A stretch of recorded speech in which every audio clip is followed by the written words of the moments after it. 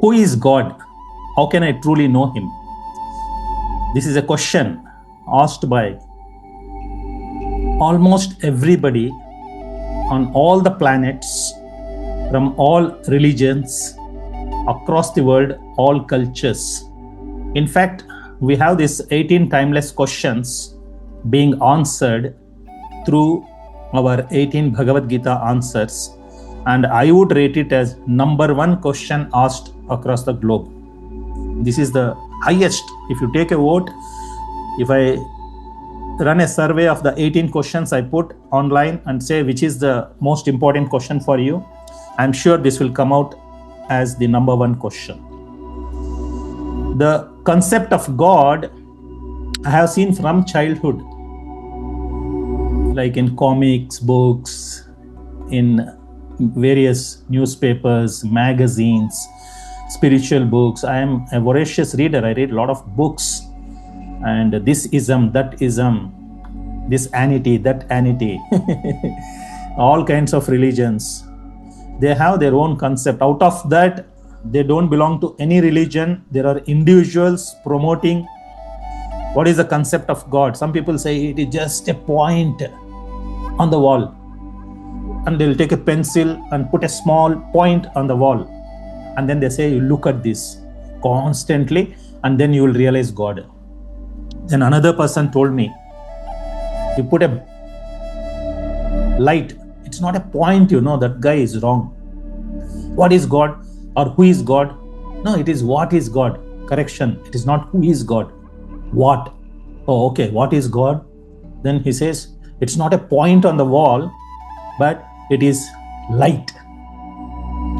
Light? Yes. Then he put a bulb. Those days, I'm talking about around 50 years ago, 45 years ago. He put a bulb in the room and then switch on. You look at this bulb? Yes, I look at the bulb.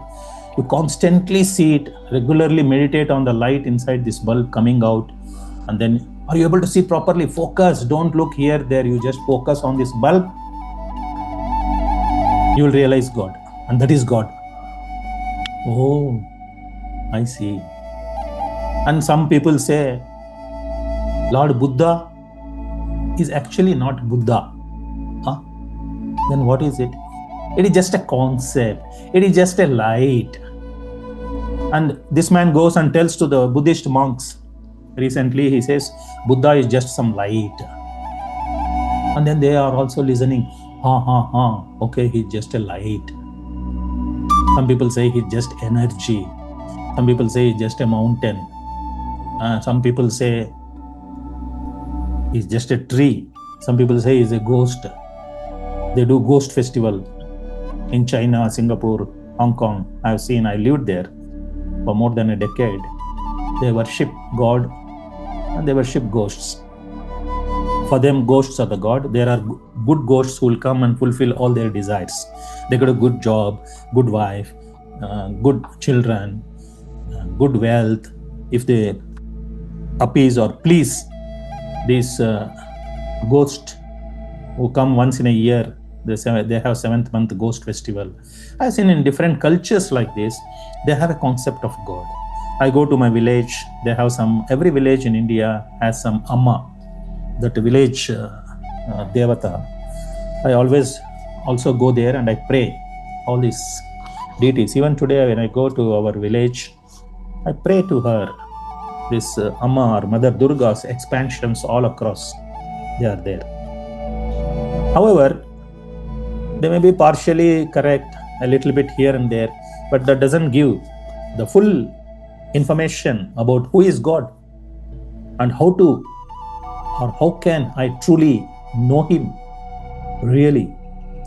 Welcome to Bhagavad Gita for Life Hub YouTube channel, to this playlist, episode number 7, 18 timeless questions, 18 Bhagavad Gita answers.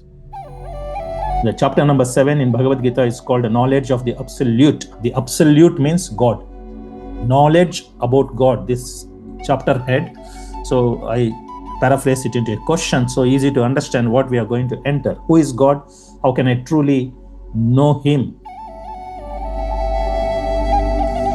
So in this chapter, Bhagavad-gītā chapter 7, text 1 to 3, instead of somebody explaining about God, he is a point on the wall, he is a light, he is some mountain, he is some cloud, and he is a old man with a big beard, with a halo on his head, and then long robes descending like this from the skies, and that concept of God. Each person has, in their mental speculations, they have imagined different concepts or forms of God. Whereas here in this chapter, Krishna himself, God himself, the Supreme Personality of Godhead himself, is telling about himself. Now, somebody speculates about me, for example. Who is this Balaji Prasad Yadula or Bhadra Govinda Dasa, his initiated name? Who is he? What is his address? Where is he from? What are his hobbies? What are his likings? What are his tastes? What kind of a person is he? Who will know about me more than myself? Somebody from far away says, I think he looks like a thief. Somebody may speculate, I think he looks like a nice person. Each person has his own perceptions of me. The best is ask me, hey, who are you? Where are you from? And then I can reveal the best than anybody else. Similarly, here Krishna is telling to Arjuna, please, here is an invitation to you and to all the people. Come and know me. I am the Supreme Personality of Godhead. I am telling you what is my address. I am telling you what is my composition. I am telling you who I am. What are my opulences? What is my address? Who are my friends? Who are my relatives? What are my activities? And then inviting. So the first shloka in Bhagavad-gītā chapter 7 text 1 is Shri Bhagavan Vacha.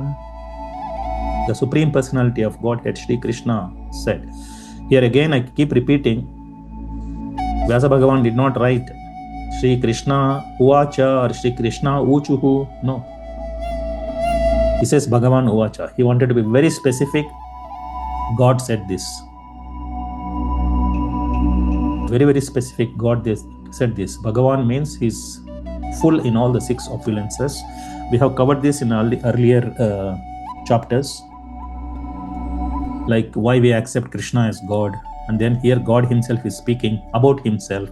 So he is inviting Shri Bhagavan Vacha Maya Sakta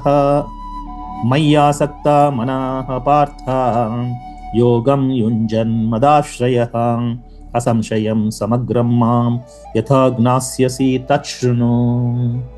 It's a beautiful one. In fact, Srila Prabhupada, if he spoke on Bhagavad-gītā shlokas, this is one shloka he spoke maximum. You can verify, I counted, probably this is one of the top shlokas Bhagavad-gītā Srila Prabhupada spoke. Very important. Maybe he gave at least 40, 50, 60 lectures about this one shloka alone, because he wanted to stress to the whole world who is God, and knowledge of this absolute is very, very important. This chapter header and the first shloka are the most important. He has given a lot, but within our limited time, people by this time, if they are still watching, they are the most fortunate. Many people would leave by this time. Half a minute, not for me. 1 minute is too slow. 2 minutes is too fast. And then impatient. They'll walk away and then look for some comedy scenes or whatever is their taste. They will go away. But if you're still watching here, you are the most fortunate. Pat yourself. You have Krishna's blessings. Please continue. You don't have time, please pause. Again come back. Continue your journey here. And imagine God himself is clarifying who he is, what is his address, what are his interests, who are his relatives, who are his friends, what are his energies, what are his capabilities. Everything in this chapter he is revealing himself. And in fact, he is inviting us. God is inviting us, but we want to listen to some other politician, some other leader in this world. How unfortunate. God himself is standing and telling about himself. So welcome to this invitation of God. Shri Bhagavan Uvacha. Mayi means I, mine. Maya Sakta Manaha Partha Yogam Yunjan Madashraya. Repeatedly, almost every chapter, Krishna keeps telling Ashraya, Prapatti, surrender. Only when you are surrender, you can understand. Otherwise, you cannot understand.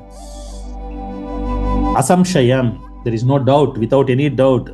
Samagramam, samagram means complete, whole, fully. Yatha Gnasyasi, tat shrunu, shrunu means hear attentively, carefully, like that. The Supreme Personality of Godhead said, now hear, O son of Pritha. How? By practicing yoga. Because in the previous chapter, we ended with that, Charama Shloka, last shloka of the previous chapter. Yoginam api sarvesham madgate nantaratmana shraddhavan bhajate yomam same yuktatamo mataha. So it is a connection there. So be a yogi, and among all the yogis, my bhakti yogi is the topmost. So he is telling, be a bhakti yogi. And here, O son of Pritha, O Arjuna, by practicing bhakti yoga in full consciousness of me, with mind attached to me, you can know me in full, free from all doubt. You don't have any doubt whether he is a dot, he is a light bulb. All the doubts and all those speculations are necessary, are not at all required. You have full understanding of me, knowledge of the absolute, without any doubts, total 100% crystal clear clarity about who is God and how you know me truly, in full, in complete. So this is the invitation from Lord Krishna. God himself, only the most fortunate, accept this invitation and continue this journey. Don't go to somebody who says God is light, God is something else, he is some halo, he is a dot. No, God is not limited by any boundaries like that of mental speculators. Krishna talks about those people also in this chapter. And Krishna also speaks about the good people who have proper understanding of Krishna also, and why they approach. All that will come. So Krishna is promising the complete knowledge. He's telling, come, listen attentively. And then he's promising, if you listen attentively and you practice this bhakti yoga properly, he is God himself promising. Say a businessman who is honest, who is highest integrity, we sign $1 million deal. Why? Because it is a gentleman's promise. Here, imagine if we give so much value to a gentleman's promise, how much value is there to God's promise? He's promising here. What is he promising? Gnanam te aham savijnanam idam vakshyami asheshataha yajgnatva neha bhuyom nyaj gnatavyam avashishyate. Chapter 7, text 2. I shall now declare unto you in full this knowledge, both phenomenal and numinous. This being known, nothing further shall remain for you to know. You don't have to go anywhere else. Nothing is there for you to know about God after this. This is my promise to you. And he's telling Jnana and Vijnana Sahitam. Two things. Jnana means theory. Oh Arjuna, you will know in theory. And Vijnanam, in practice. Nothing, just stay with me. 7th chapter, 8th chapter, we are coming for until 6th chapter. Now 7th to 8th chapter, a few more minutes I'll spend with you. I'll give you complete thing. Then you decide. You don't have to go anywhere else to learn about God. Bhagavad Gita, Krishna himself is giving this promise. Two things. I shall now declare unto you in full this knowledge, both phenomenal and numinous, means both Jnana and Vijnana. Jnana means theory. I explained to you what is a mango. All in theory, you will not understand. But I give you a mango and you eat it, then you know what is a mango. That means it is a realized knowledge. Scientific, Vijnana. This is absolute science. We talk about absolute truth, absolute God, absolute science. This is. That means it is verifiable like any other your scientific experiment.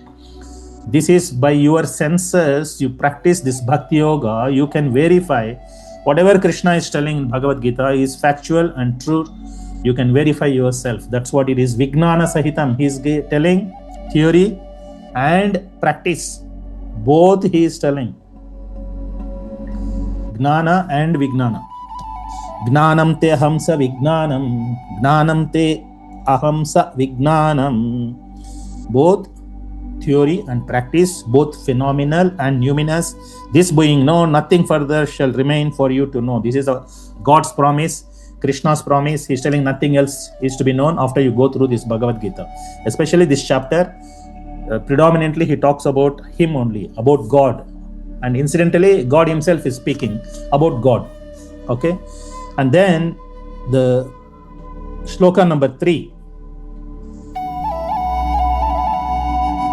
Krishna himself is not concerned. As followers of Krishna, who we are spreading his glories and his knowledge, his teachings, we are also not so much concerned. We are concerned, but not so much shocked or surprised, or because we know the statistics. The statistics of who can come up to this level is very, very rare. See, on the third image, you can see the rare seeker. Chapter 7, text 3, Krishna is telling, a person who can go beyond this concept of dot on the wall, light bulb, a tree, a old man, elderly man descending from the clouds, all kinds of concepts are there. Coming beyond that and then going higher and higher to Devatas, and then beyond that, Adi Devam is Devadi Deva. To that level, if somebody has to come, is very, very rare. 1 in a billion maybe. Very rare person. And that's what he explains here.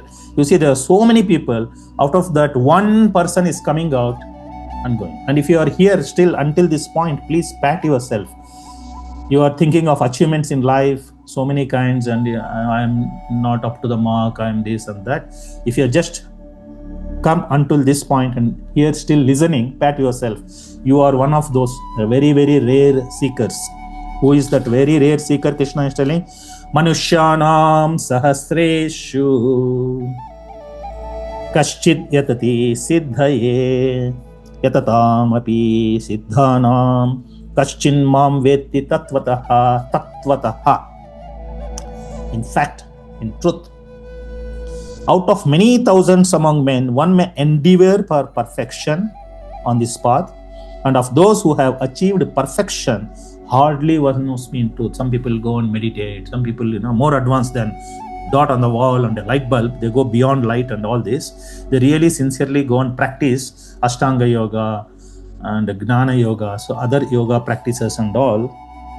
He says for many years, many lifetimes, they practice that also. They finally come to this level that, oh, Krishna is God and I must serve him. I must surrender to him. Prapatti, surrender. That person is very, very, very, very rare. Out of thousands of people who practice, hardly one knows me. In truth, you cannot know about Krishna, about God, from anyone else except from Krishna himself, by God himself. He says nobody knows. Manushyanam sahasreshu kaschit yatati siddhaye yatatam api siddhanam kaschin mam vetti tatvataha. Such a soul is very, very, very rare. So pat yourself, continue your journey here at Bhagavad Gita for Life Hub. And then understanding the reality. Now Krishna talks about, okay, you're talking about dot on the wall, light bulb, this, that and all.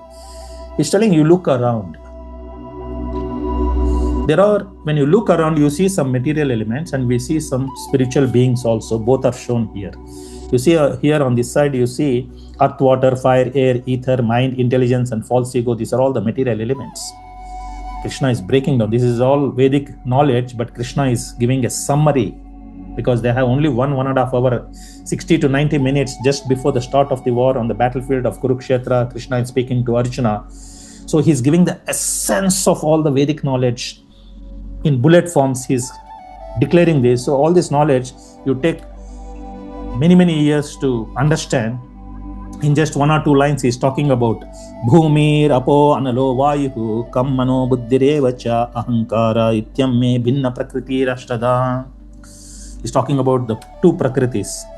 He said this is the energies. One is the material energy, another is the spiritual energy. Spirit means the soul inside the body.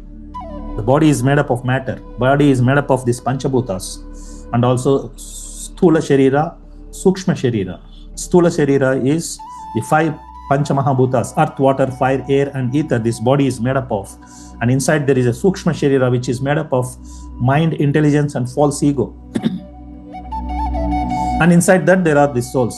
So there are so many animals shown here and people are shown here, birds, beasts, everything is shown. And these are the 2 energies of Krishna, the matter and the spirit. And he is the source of all that you see outside. You go out and see in the sky all the planets, the stars, the sun, the moon, and all these energies, earth, water, fire, air, ether, and whatever they emanate, what earth is going to emanate, what water is going to. So he goes on to declare, I am the Punya Gandha, that is the smell coming out of the earth. I am the taste in water. I am the heat in the fire. All this he is going to tell. He says, it is like God is omnipresent. I, Krishna, I am omnipresent. Sarvantaryami. I am all pervading. I am all powerful. And I am all energetic. Any energy you see, I am that. Krishna is declaring, God himself is declaring, don't go elsewhere. I am declaring to you, stay here. Understand about me, the absolute truth. I am declaring myself. These are the things. Earth, water, fire, air, ether, mind, intelligence, and false ego. Altogether, these 8 constitute my separated material energies. What is a separated energy? Very simple analogy I'll give you to understand this. I am speaking. I am recording. Later I will upload this on YouTube. So I am separated. My image and voice is separated from me. I may be tomorrow doing something else. After 5 years, still this YouTube video is still there. It is my energy. It is my separated energy. There you can see this is that person's energy, his voice and his image. But it is me? No, it is separated. It is my effort, my voice, my knowledge I am putting here. It is recorded. So after recording, I am separated from my recording. This is separate energy. This is the best analogy you can get. And similarly, God and God's energy is separated. That means even though all this is his energy, he is aloof and independent above all these energies. This is Krishna and God.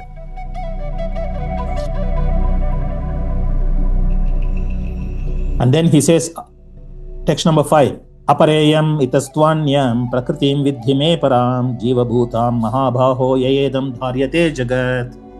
Besides this, O mighty armed Arjuna, there is another superior energy of mine which comprises the living entities. That means all the jivas, 8.4 million species of life, and all the souls, billions and trillions, and I don't know the numbers, like unimaginable, unlimited number of souls are there in all this, in amoeba, in hydra also. All these souls are also my energy, who are exploiting the resources of this material. So he says material energy is inferior and jiva, Shakti, is superior. The jiva is exploiting the matter. That's why you see when I'm driving to the airport here in our city, Bengaluru, they're all destroying the hills because the jiva, the man, out of his greediness to put granite in his bathrooms and kitchens and living rooms, is destroying the hills. To have some nice wooden furniture, is removing the forests. They are simply greedily exploiting. That's why he says the jivas are superior energy. They use the material energy. If you use sensibly and work cooperatively both the energies, we live in peace and harmony. But if you try to exploit the same material elements, so Prakriti does not like it, Mother Durga is going to react violently. That's where we get all the wars, pestilence, floods, earthquakes, volcanoes, and it is going to destroy us if you're going to disturb. So Bhagavad Gita, Krishna gives all this information. He also teaches how to stay in harmony. Etad yonini bhutani sarvaniti upadharaya aham krishnasya jagataha prabhavaha pralayastata. All created beings have their source in these two natures. Of all that is material and all that is spiritual in this world, know for certain that I am both the origin and the dissolution. Something comes, appears, it is Krishna's kindness and mercy, and something gets destroyed. Again, he says, dissolution also, he is the source. Everything is coming from me. You go and destroy the forests, the reactions will come to you. Both are coming from Krishna. So better listen to him, follow his instructions, live in harmony and live happily. Chant Hare Krishna and be happy. Mattaha parataram nanyat kinchid asti dhananjaya mai sarvam idam protam sutre manigana iva. You see all the planets here. They are like pearls strung onto a string. All the rests, whatever planets you see, they are not hanging there out like that, or they are not rotating in fixed orbits like that. Without somebody behind it, will be very foolish to say that something is hanging automatically there like that. There is a creator behind the creation, and they are all sustaining because of Krishna's energy. And here he declares it very, very clearly that he is a person. He is not impersonal. He is not just some energy and light, which is partial truth. In full, he is a person with these energies. And he is speaking, and he is telling this, O conqueror of wealth, O Arjuna, there is no truth superior to me. Everything rests upon me as pearls are strung on a thread. So this is the understanding of reality, the matter, the spirit, and the source.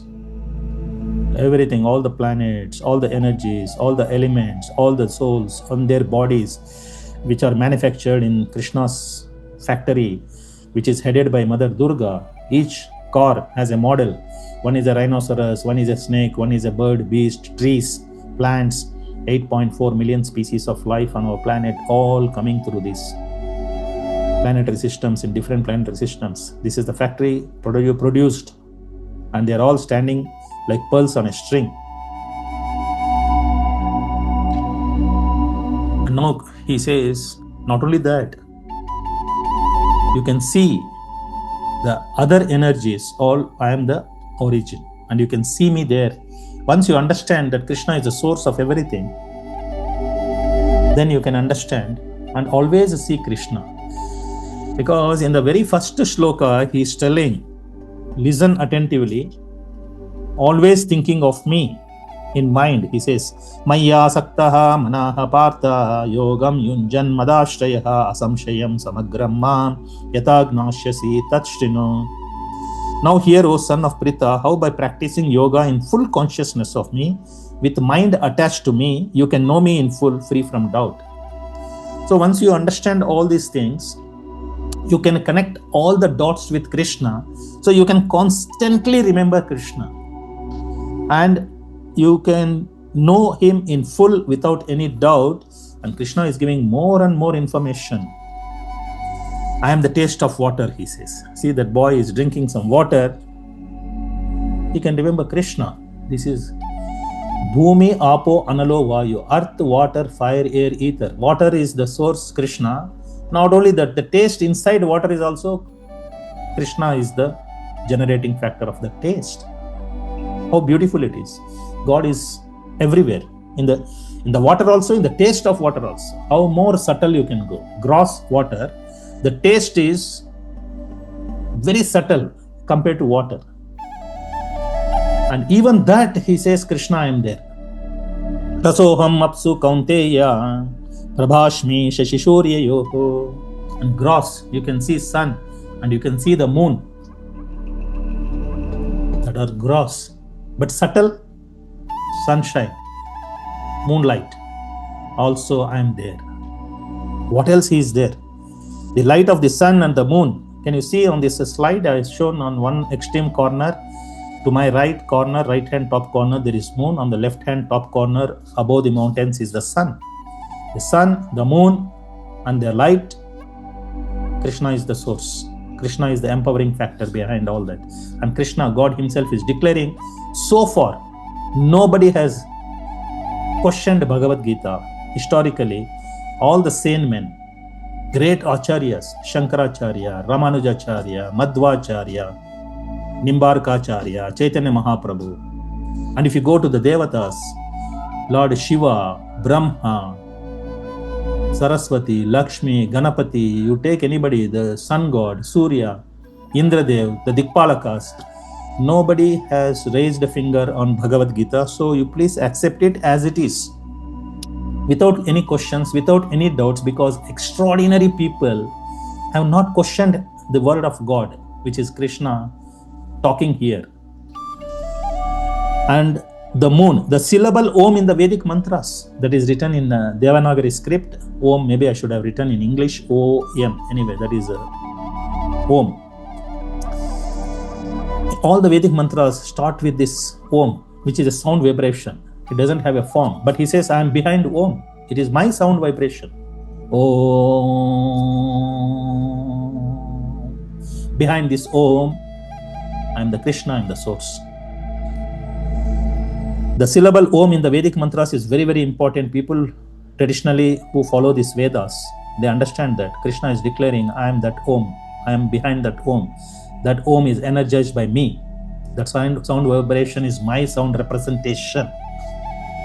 And there is no difference between my sound vibration Om and my name Krishna. If you chant Krishna or if you chant Om, there is no difference. Because I am the source of that Om, Krishna is declaring here. I am the sound in ether and ability in man. Earth, water, fire, air, ether, right? In the ether, that is the sound is there. Like in water, the taste is there. In ether, the sound is there. So even the subtle things, even ether itself is very, very subtle. In that, sound is there. And that sound, Krishna is the origin. And you see in this picture, many of those things I have put it there, representing whatever Krishna is talking in this verse number 8 to 12. Most of this we have put here in this collage of images on one PowerPoint slide. Everything is here. One or two may be missing, but most of it is easy for you to comprehend and understand this chapter, especially even the newcomers who are not from the Vedic background. Some foreigners from outside the Vedic tradition, from other religions, they want to understand even a comparative study, what Krishna is trying to say here. It's much more easier to understand through these images. Punyo gandaha pritivyam cha tejaschasmi vibhavasau Jivanam sarva bhuteshu tapaschasmi tapasvisu. I am the original fragrance of the earth. Punyo gandaha, from the earth. It is subtle. Earth is gross, but the smell of the earth is, when it rains, no? I love this smell of the rain falling on the earth. It mixes with the mud and it creates that muddy aroma, smell that comes out. We all love it, most of us. I have not come across anybody who says I don't like that smell when it comes, when the rainwater hits the ground and then the smell comes out. And he says, I am the original fragrance of the earth. And I am the heat in fire. I am the life of all that lives. And I am the penance of all ascetics. So you'll see, I think it is behind my head. I'll move myself to the other side. Okay, some ascetics are doing some yajna, and I am the tapasya of that ascetics. Somebody is sitting and meditating, some children are playing, and some people are doing cultivation. And all these things, everywhere you can see Krishna and Krishna's energy acting in harmony. And you see that seed in the center of the slide, right below the tree. At the bottom there is a seed and it is sprouting that into two leaves like that, and then it is growing up and up and it becomes a big tree. He says, I am that seed. Similarly, when you see a couple, married couple, they're moving around and they mix, and then a seed is planted into the womb of the woman and the child is born, and child rearing and then growing the child with the mother. All these places Krishna is there. I am the seed giving father. I am the original seed of all existences, whether it's a tree or it is a human. Plants, fishes, everywhere. That seed, Krishna says, I am the seed giving father. That is why this concept that God is our father, God is our mother, is our parent, is very true, because Krishna declaring in the Bhagavad Gita, I am the seed giving father.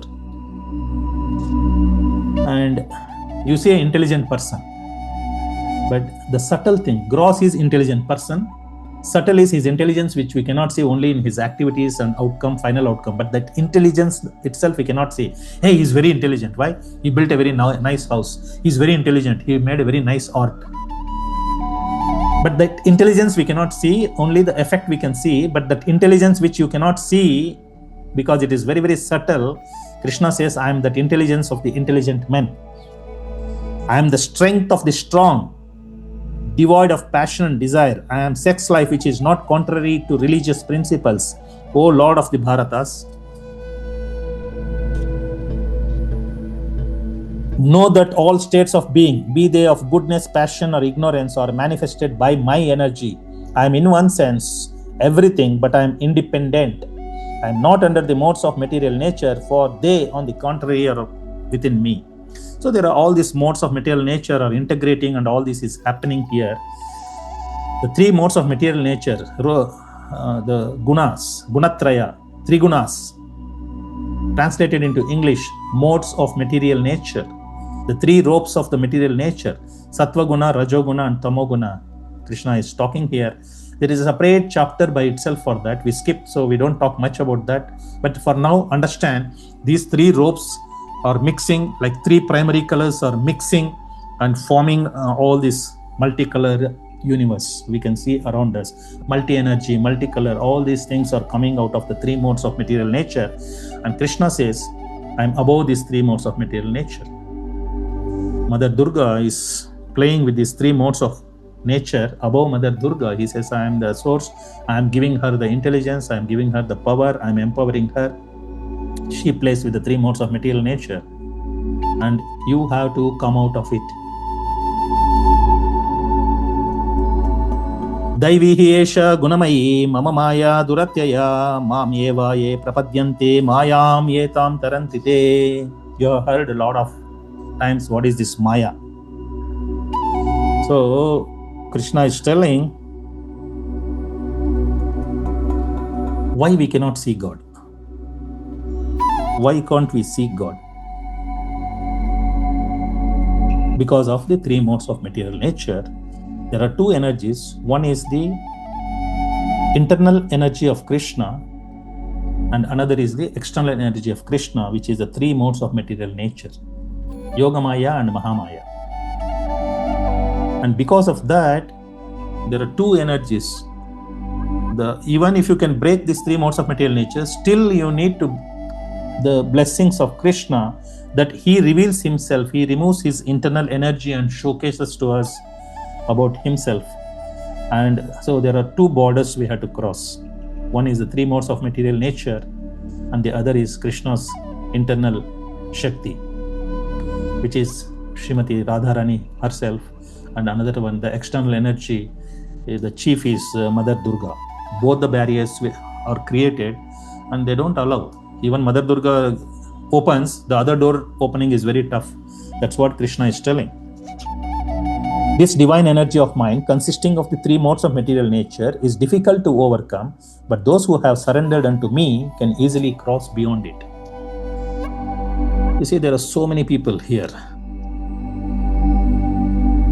If you see, on the left, there are hundreds and thousands of people we show. Out of that, one person is shown in the center. That means the other remaining population are under the three modes of material nature. They may be pious people, but they are under the three modes of material nature. The Brahmanas, Kshatriyas, Vaishyas, Shudras, men, women, children, elderly, all are there. But they are under the three modes of material nature. Out of them, Manushyanam Sahasreshu, one person can come out of that whole lot, and we show him in the center. He is raising his hands in surrender to Krishna. He is worshipping there. He kneeled down. He is telling, Jai Shri Krishna, Bolo Shri Krishna Bhagavan ki Jai, I want to surrender to you. He has come. So out of so many people, one who is surrendered to me can easily cross beyond this. Otherwise, they are all under the spell of the modes of material nature. And again, out of this general populace, there are very specific people. who are shown here, the 4 kinds of people on the right side in the dark colors we have shown. Who are they? Namam duskritino moodaha prapadyante naradhamaha mayaya apahrita jnana asuram bhavam ashritaha. There are 4 kinds of people. Now Krishna is revealing himself. God himself is talking and he himself is telling. But Krishna says thousands of people don't understand that, and they are this category. They don't want to understand. They simply want to argue. They want to turn away from Krishna and Bhagavad Gita. And these are the 4 kinds of people. Technically speaking, 4 categories. We'll make a separate video for that himself, because I'll take 1 hour to explain about them.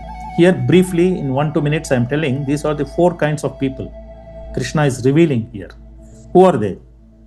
They are miscreants who are grossly foolish. They are Dushkriti, Sukriti and Dushkriti. There are pious people, there are impious people. First he is talking about the impious people. This general population, what you see in the left, they are divided into 2 parts. Part A or category A, category B. Category A, he will explain later. Category B, he is explaining first. The 4 Dushkritinas. There are Sukritinas also, the 4 good people. Among this population, there are 2 kinds. One kind he is talking about here is the 4 kinds of people who don't appreciate Krishna, who don't surrender to Krishna, in fact who are rebellious, who want to argue that Krishna is just an ordinary person, maybe he's just dancing with girls or something like that. They have their own misconceptions. First of all, there is no God. Where is God? I am God. You are God. Every one of us is God. Each one of them has their own theories. But are they educated? Of course. Some of them are highly educated people. They may have a PhD, triple PhDs. They are MBAs. They are scientists. They send, to other planets our satellites around the planet, or send rockets or landing on other planets like moon planet, moon landing. They may be doing all this. There are extraordinary big leaders in the society. They may be heading governments. They may be vice chancellors of universities where they are giving knowledge. But Krishna is telling, among them also, there are these 4 Dushkritinas. Be very, very careful. And there are some people wearing long robes and talking about, God is just light, God is just a point, God is a bulb, all these kinds of people are also there. They have millions of followers. And that doesn't define them. They are still Dushkritinas. They don't understand, as Krishna says, as it is in Bhagavad Gita, and they don't accept this knowledge. They have their own mental speculations, and these 4 are the categories. You can find them anywhere and anywhere, everywhere. They may be very rich. They may have some big peace foundations, big charity foundations, just for their name, fame, glory, personal glory. I am God, I am rich, I want to give everybody like this charity. But on Krishna's scale, on his benchmark, on his scale, on his measurements, they fall into this category of 4 Dushkritinas. They are grossly foolish and they are lowest among the mankind. Their knowledge is stolen by illusion, and who partake of the atheistic nature of demons, and they do not surrender to me. So Krishna says, leave them. I left them, they won't surrender to me. And historically, if you take the examples, Ravana, how powerful he was. He was more powerful than the Dikpalakas. He carried away Sita.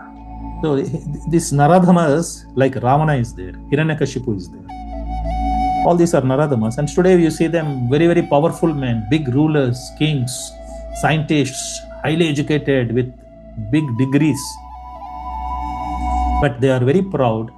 They are most fallen. And Krishna is telling there are 4 kinds of Dushkritinas like that. At the same time, among these people, they are the good people, pious people who understand there is God, and they approach God for some benefits, and they approach Krishna. They say, he's telling, they are approaching me. They may not even know I'm God, but they are approaching me. Why people approach God? When they are in distress. In Kannada, there is a saying, Sankata Bandaga Venkata Ramana. In South India, Kannada language, Sankata means when you are in distress. Immediately you remember God. Hey, things are not happening the way I wanted. So let me go to Tirupati. Long time I have not been to Tirupati. I go and pray to God. I'll give him some gifts, some money, some hundi money. I will go and put it in his hundi. Please, I have done some mistakes. Please forgive me. And then purify me. I shave my head and go there. So this is one category. People who are in distress, who are in difficulties, they turn to God. But these are not the Dushkritinas like the other four. These are the 4 other categories.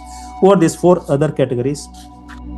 Krishna tells here very beautifully who are the 4 good people.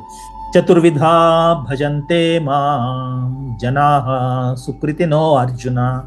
Those are Dushkritis, these are Sukritis. Chaturvidha bhajante maam janaha sukritino arjuna. Artho jignashur artharthi gnani cha bharatharshabha. People who are in distress, people who are in need. Oh, best among the Bharatas, 4 kinds of pious men begin to render devotional service unto me. They begin the journey. They start at least going once to God's temple when they are in difficulties.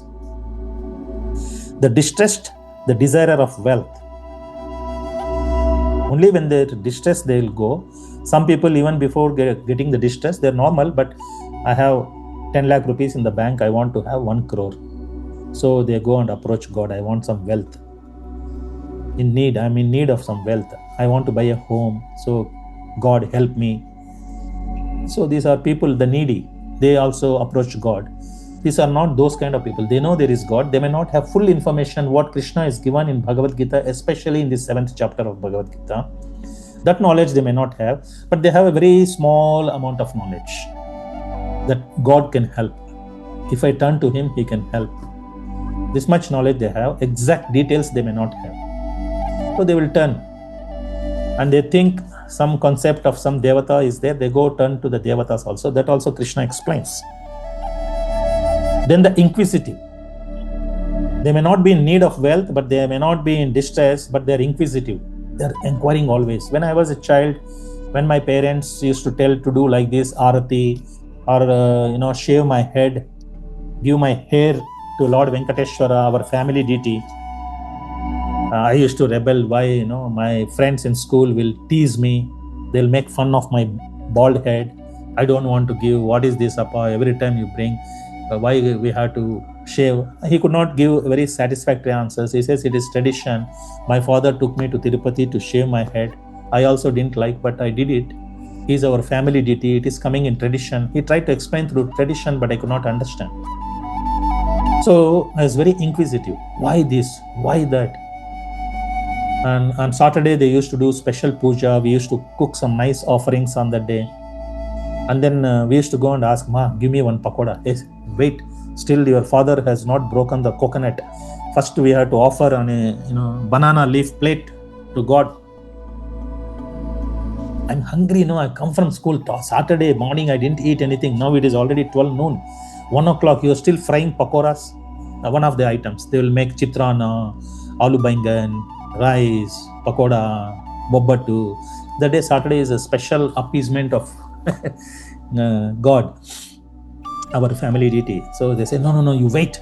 Normal day I can give you, but today is like special. So occasionally they have that reverence and respect, that a weekday for God in the house.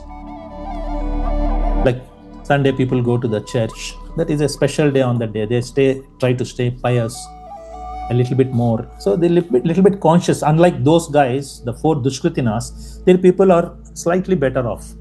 They may not have full information. They have some partial information. They have some awe, reverence, respect,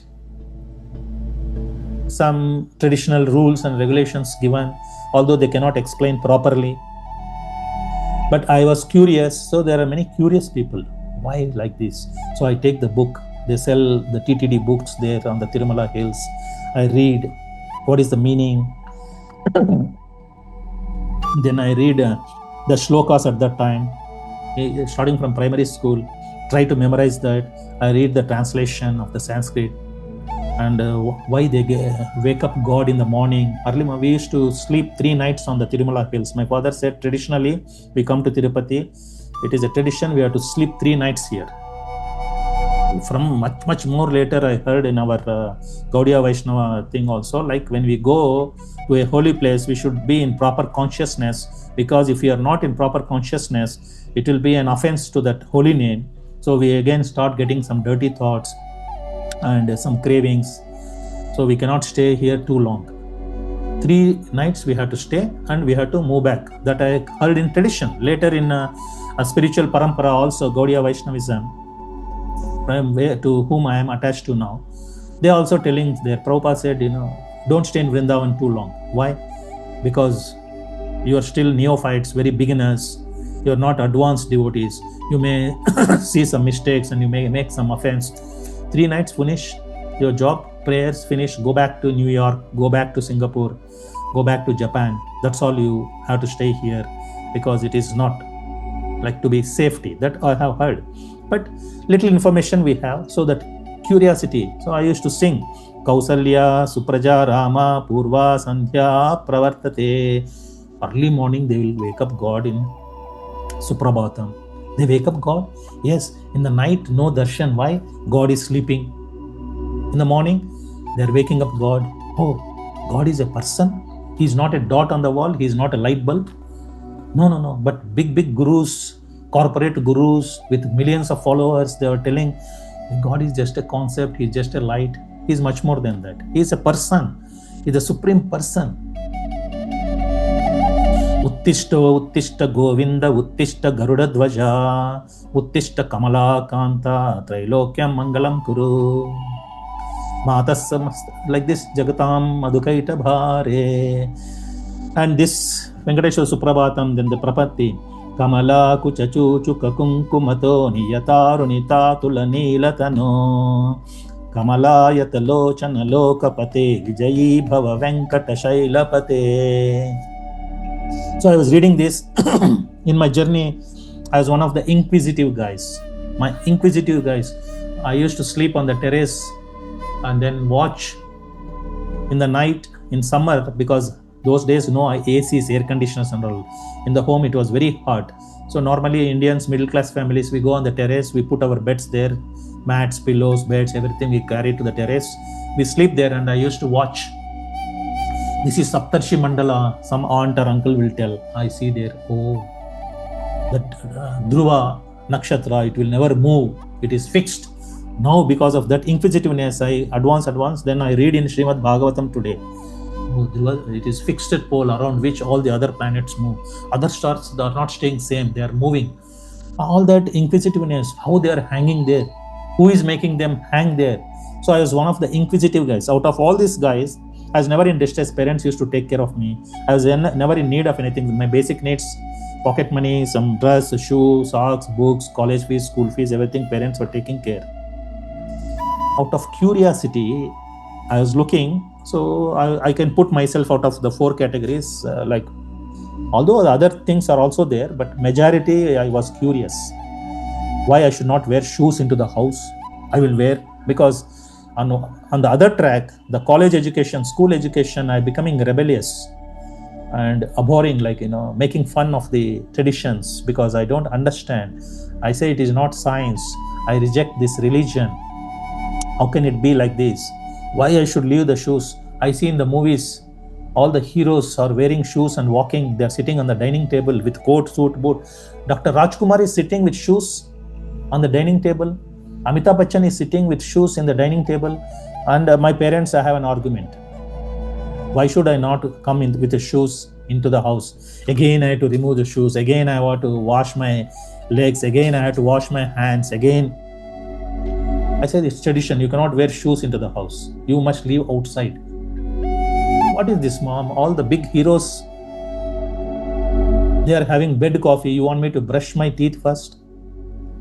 I will have bed coffee, or I will eat bread toast like that without brushing my teeth. Later, I will brush my teeth. So this rebellious nature, this mix of things were all happening until I came to this Bhagavad-gītā As It Is. I started reading. I started understanding. I started following these people. Then I got crystal clear clarity and more clarity, which I am sharing with you. So the distressed, the desirer of wealth, the inquisitive, and who is searching for knowledge of the absolute. I was just inquisitive about the external things, but there is one more person beyond this inquisitive. Who exactly is God? Where is He? What is He? What is His address? What are His activities? So the fourth category, he is searching in search of God. He'll go and ask somebody, and some guru will tell, I will give you all the knowledge. I put my hand on you. You will pass all my energy. The guru, I am passing the energy onto your head like this. I wish how it was so easy. We all become God conscious. Some electricity will pass from my hand onto your head, and you become God conscious. You get the full, I am imparting the knowledge to you. So easy to impart. Whereas Narada Muni, Vyasa Bhagavan, Madhvacharya, Nimbarka Acharya, Ramanujacharya, Shankara, they are not telling. I put on my hand on your head and you will shake like this, all the knowledge is transferred and you become God realized. They are not telling this. These are all excellent, extraordinary people who know God 100%. They don't have any confusion. They are having crystal clear clarity and they are telling. So there are 4 people who approach God, is Krishna telling here. And they are telling, out of that, person who is in wisdom, that means he understands a little bit more than all these people. They're still in search, but at least he has some conclusion first come. That means he's in knowledge. Out of this, I like all of them. They come to me, they shave their head, they offer some money in the hundi and ask for wealth and bless them. I'm happy. But out of these people, the one who makes me more happy is the person who has in wisdom. He takes the next step. Once he understands, until then he is just, when he has a problem, he will go, or when he is in need, he will go and pray. Out of curiosity, he will search. One person comes and understands, and after understanding, if out of many people who come to that understanding, one person comes to surrender. The next step he takes, and that is what he is telling. The one who is in full knowledge and who is always engaged in pure devotional service is the best, for I am very dear to him and he is dear to me. So how to be dear to Krishna, it will come in 12th chapter. Here is the introduction. He is telling, such a person is very dear to me. The other person, okay, he came, he asked for some motives. He came with a motive, I am happy with that. But this person, just like a father, he has few children. All the other children are always, pushing. What, you buy me a bike, you buy me a car, you buy me guitar, you buy me, Nike shoes. Always pressurizing him. My birthday, what are you giving? But there is one kid, he doesn't ask his father. He's just happy. Happy come lucky, go, hey, what do you want? I don't need anything. You're giving me anything. Everything okay. No, who will the father like most? Out of his few children, the one always pestering him, I want this, I want this. And these daughters who come to the father home, what is this father? I am from this house only. I have come for Sankranti now. What are you giving me? Jewelry, sari, this, that. Another daughter comes to the house for the same Sankranti. What ma, what you want? I don't need anything. Give me your blessings, pa. I'm happy to see you. I hug you and all that. Which daughter the father will love more? Similarly, Krishna is a person. The same emotions he has created all of us also. We reflect his qualities to minimum, small percentage. So just like a father loves a daughter who doesn't ask anything, just blessings, I just want your love, or a son who doesn't pester him for anything, first partition all the properties. You give me my portion, I want to go away. We see all blockbuster movies, these things happen. You give me my share, I will go. Enough is enough. I don't want to, and you are always creating problems. You come only when there is a problem. There is a court case, I need urgently 5 lakhs. Give me money. Otherwise, you don't even call him. Whereas this person in loving surrender is very dear to the Father. It's very easy to understand. The moment you understand God is a person, Akar, Sakar and Nirakar. He has Nirakar portion also, he is Sakar also. If you understand he is a personality, he is a person, then the rest all will fall in place much, much more easier. You have to first accept him as a personality. For I am very dear to him and he is very dear to me, who comes into loving surrender of such people. All these devotees are undoubtedly magnanimous souls, but he who is situated in knowledge of me. So it is not blind faith. Krishna is not encouraging in blind faith. Blindly go and surrender. Why? Because if that doesn't work out, that wealth doesn't come, that job you don't get, you change Krishna. Krishna doesn't work. So I will go on to some other Baba and surrender, or some other Bhoot, Preta, Pishacha, Gandharva, something else I will go and surrender. Because why? Krishna did not give me. With full knowledge, proper knowledge, then you will not give up so easily. With proper knowledge, hey, Krishna is taking time. I think it is not good for me, so he's thinking, he's not sanctioning immediately. He's taking time. With that knowledge, I consider to be just like my own self. I give him a lot of importance. How much I give to my body, I give to his body also. I consider him like myself. I protect him. Being engaged in my transcendental service, he is sure to attain me, the highest and most perfect goal. So what is the highest and most perfect goal? We teach all our students in Bhagavad-gītā for life. Where they come, we teach them. There is a material track and a spiritual track, 2 tracks. They are moving parallelly. You have to advance. The mind is on top. On these 2 tracks you are going. As you go, it will finally converge in Krishna. Both the tracks, you must go and reach Krishna. Your destination is Krishna. The end of life goal is Krishna. And he is the Godhead. It is his kingdom. It is very difficult to understand Godhead. Once you understand Godhead, you travel on these 2 tracks, and the final destination, the Godhead, is Krishna. He will reveal. Chapter he will tell. In this chapter also he will tell how you should attain your end of life goal. Many people don't talk about death and end of life goal, they will run away. But in Bhagavad Gita, God himself is telling you must have end of life goal. He talks about death extensively. Next chapter, we are in 7th chapter. Immediately next chapter of death is coming. Please stay tuned in Bhagavad Gita for Life Hub. The next chapter we will be releasing is about the chapter of death. The end of life goal. Here he is telling, he is sure to attain me, the highest and most perfect goal. And text number 19, Bahunam Janmanam Ante. This journey is not within this life. You are born in 1965, 75, 85, 95, whenever you are born. Recently, in this last few decades you are born, the journey has not started there. So he is going beyond this lifetime itself. The journey has started many, many lifetimes ago, and you have come here. And the journey will go into the future. Today you may not get Krishna, into the future. And he is talking about reincarnation and life after life after life after life. You are progressing towards this journey. But Acharyas tell, don't take another life, make this, because this human form of life is very, very rare. In this life, you attain your goal, make it just one life and go back to Godhead.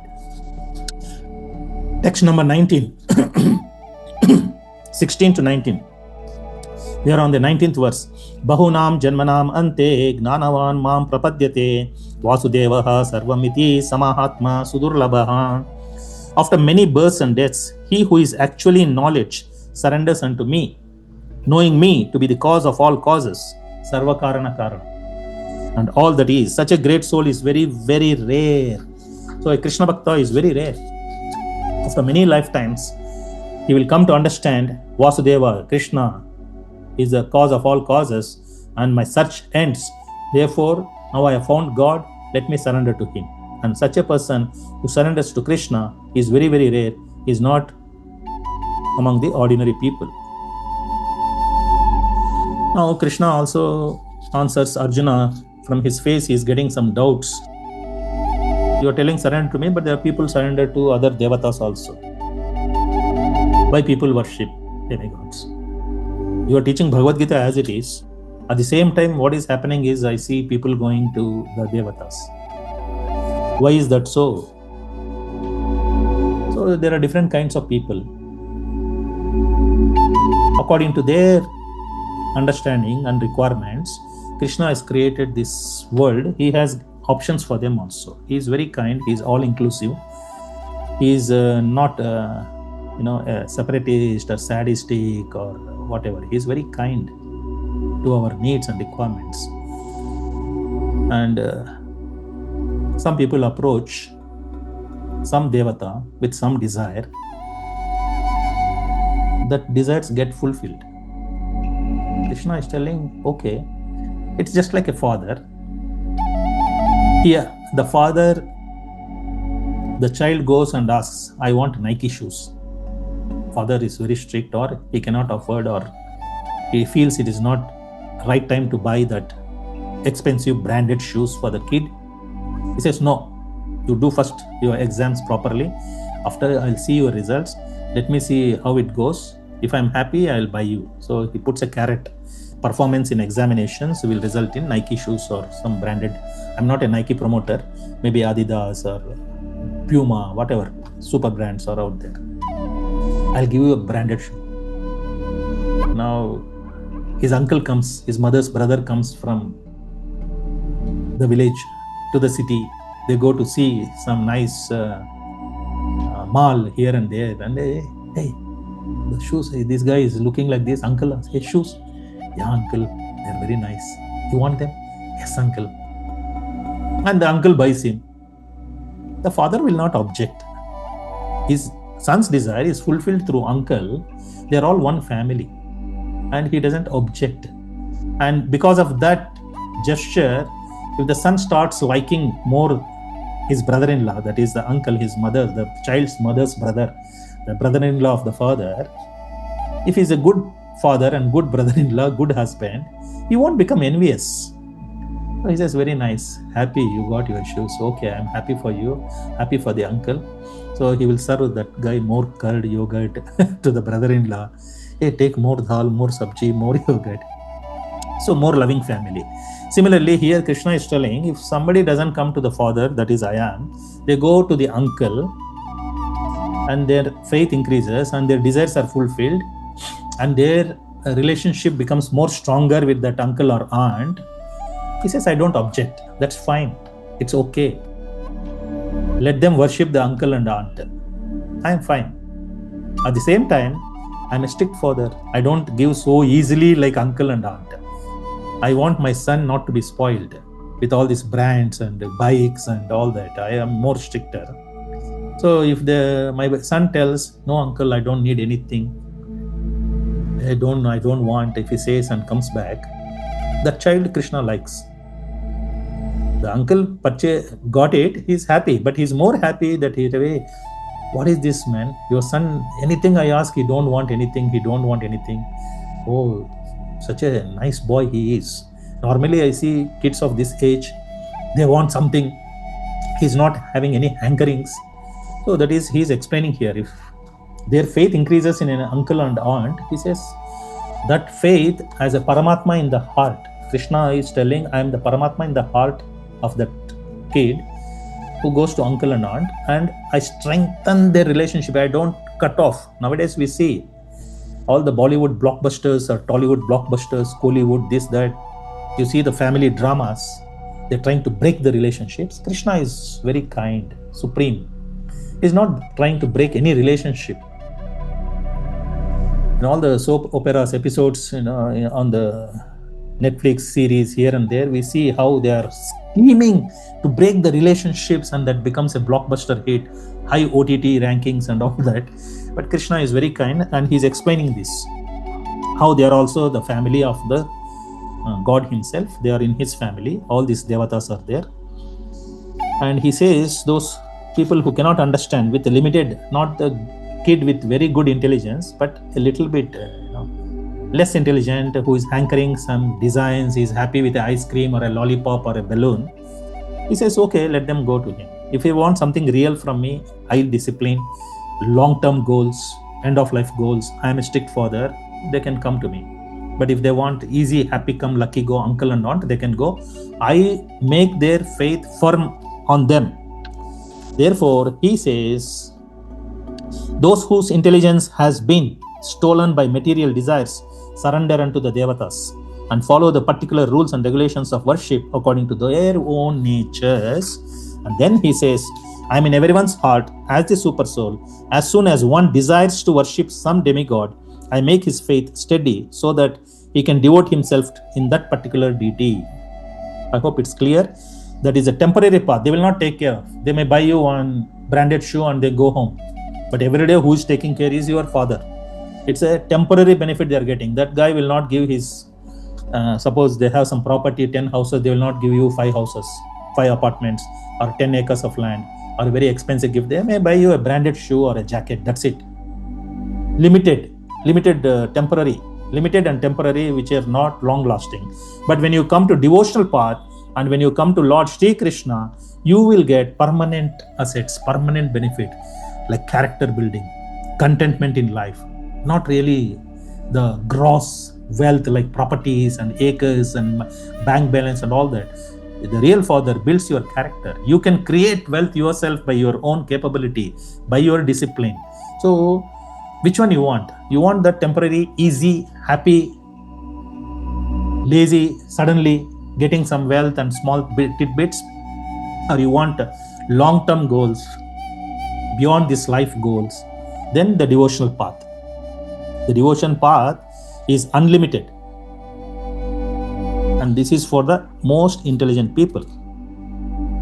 So if people are doing Devata worship, that is by Krishna's blessing only they are doing. Krishna as Paramatma is making their relationship very, very strong with Lord Shiva, Brahma, Indra, Chandra, Kubera.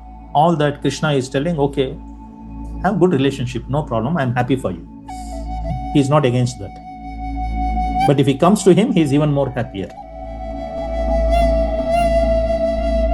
So why don't people recognize Krishna? I already explained earlier also. In 724 to 726, Krishna is explaining why they cannot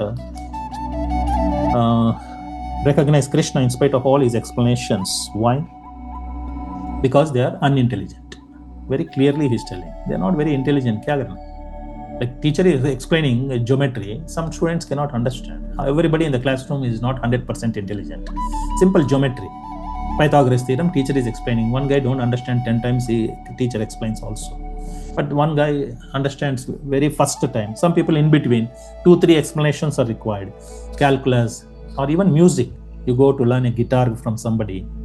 Some students learn very fast, some students take some time. Some people can never, they will throw the guitar, break the guitar and go away. They cannot. It is not. I know one of my friends, he says, the moment he holds the book, he'll sleep on it. He cannot read. I was a bookworm. I used to talk to him. Hey, why don't you read books? It's so nice. I was surprised somebody cannot read a book. He says, kya karna yaar? I hold the book, I'll sleep on it. Easy to sleep. He doesn't fall asleep. I met him recently also. You don't fall asleep at night, what you will do? I said, he'll just take a book, immediately he'll fall asleep. That is his technique. Those who are not falling asleep, try this technique.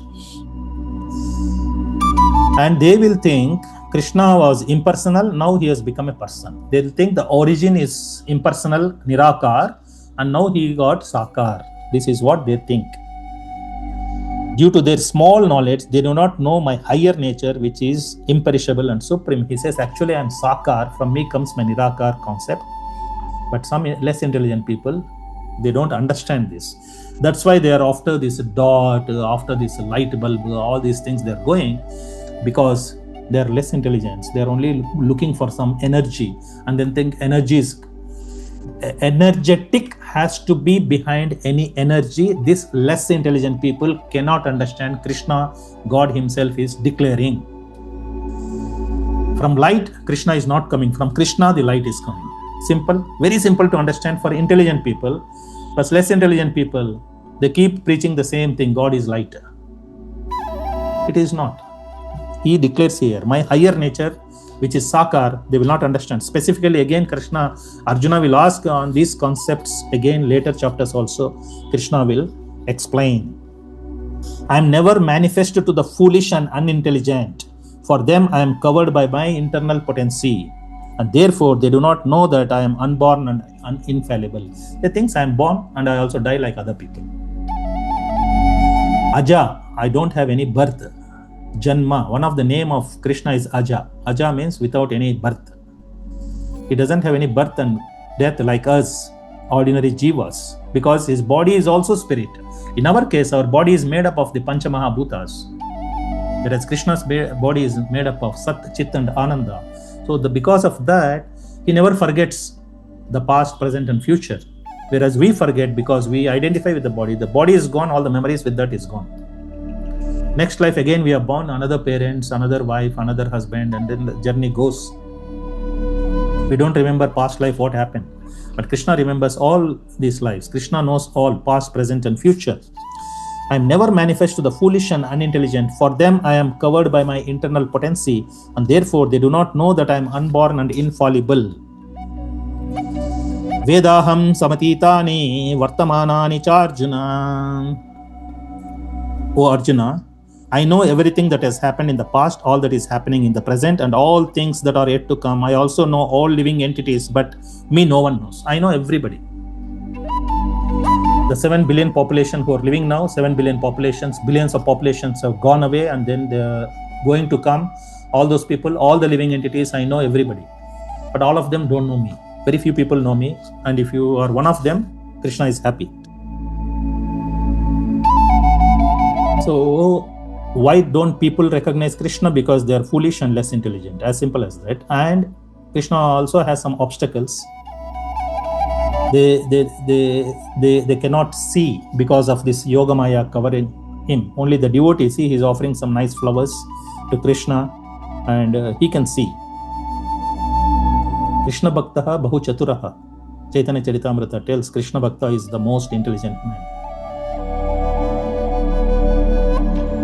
And 27 and 28, freedom from delusion, desire, hate, all these things. And you see the other person determined with devotion.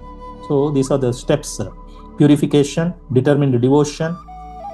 That is what is happening. Otherwise, they are bound by delusion of desire and hate. But if you come out of that, there is a nice path Krishna is showing, the Bhagavad-gītā path.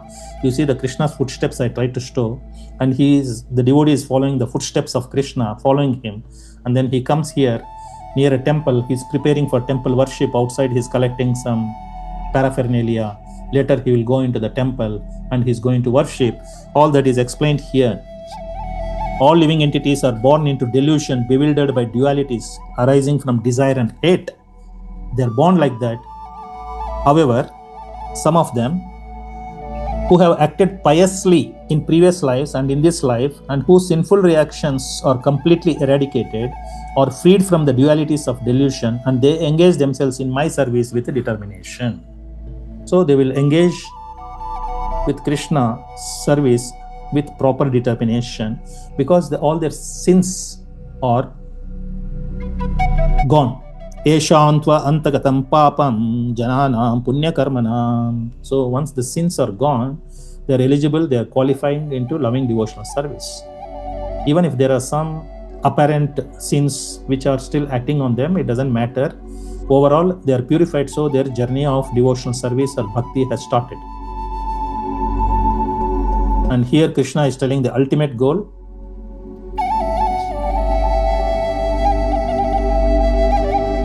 This ultimate goal, you see a person almost in old age, like elderly person I am showing, and Krishna is declaring the ultimate goal, and he takes shelter of Krishna, he remembers Krishna, and he attains him at the end of life. This is the goal. Adhibhuta, Adidhaiva, Adiyagna. These 3 words Krishna is introducing in these 2 shlokas. Jaram maranam mokshaya mam ashritya yatantiye te brahma tadviduhu krishnam adhyatmam karma cha akilam. Intelligent persons who are endeavoring for liberation from old age and death take refuge in me in devotional service. They are actually Brahman, because they entirely know everything about transcendental activities. Jara marana mokshaya, old age and death, they want to go beyond, and then they take surrender. And adhyatmam, transcendental, karma, activities, akilam. So they understand this. Mam ashtitya yatantiye te brahma tad viduhu krishnam adhyatmam karma chakilam. Adhyatmam is the word introduced in 29, and in 30 there are some more technical words introduced. And on that, Arjuna will ask the beginning of next chapter, which is the chapter of death, the chapter number 8. Arjuna asks this: what is adhyagna? What is karma? What is adidhaiva? All these things in continuation Arjuna asks in the next chapter. Sadibhutadhi daivam mam sadi yagnam chaye viduhu prayana kale pichamam te vidur yukta chetasaha. Those in full consciousness of me, who know me, the Supreme Lord, to be the governing principle of the material manifestation of the Devatas and of all methods of sacrifice, can understand and know me, the Supreme Personality of Godhead, even at the time of death. So he has introduced these words. I will not explain them much here, but just understand these 3-4 words he has introduced. Adhibhuta, Adhiyagna, Adhidaiva, Adhyatma. These are the things Arjuna will ask questions in the next chapter. Kim tad brahma, kim adhyatma, kim karma, purushottama. What is karma? What is adhyatma? What is adhidaiva? What is adhiyagna?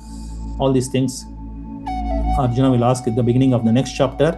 So at the time of death, one who understands Krishna, you see this person, he is remembering Krishna. If the time has come to pass away, he is going to reach Krishna.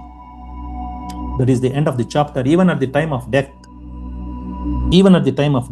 can understand and know me. That means it is never too late. Even at the last minute, if you get this information, Bhagavad-gītā As It Is, even at the time of death, very few moments. You don't have to go life after life, many lifetimes. Even very late, if you understand this, it just takes a second. You understand, you go back. Or lifelong you practice.